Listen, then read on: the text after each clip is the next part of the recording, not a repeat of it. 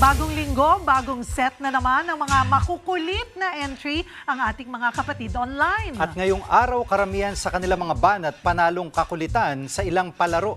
Paano ba raw yung shot na fade away? Saka ano nga ba yung requirements sa pagiging referee? Ang mga yan sa ating Kwento Sang Minuto. Dito sa isang liga ng basketball, kita mo na kung anong requirement bago ka maging referee. Yung excited kang maglaro, kaso kapapasok mo pa lang, sub na kaagad. Ano nga ba yung fade away na pamatay? Masarap maglaro, pero kapag naramdaman mo na may gustong lumuto sa laro, iwas na sa mga sanay sa luto.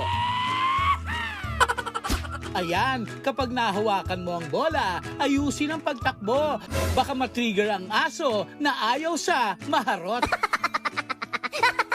Kapag gabi na dito, may pa-ending na mga multo. Ang matatalo, mag-iiwan ng braso.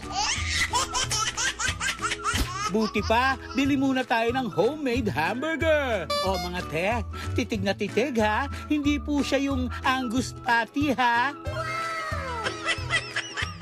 Magsabi ka nga ng totoo, kinaibigan mo ba ako dahil may airplane kami sa garahe? Nagbabalita mula sa frontline. Aba, sino bang hindi mabubudol sa palengke? Sabi nila sariwa.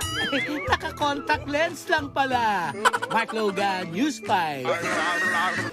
Mga kapatid, Cheryl Cosim po, huwag maging huli at maging una sa lahat sa balitaan. Para sa tuloy-tuloy na talakayang sa Frontline, mag-follow at mag-subscribe sa social media pages ng News 5.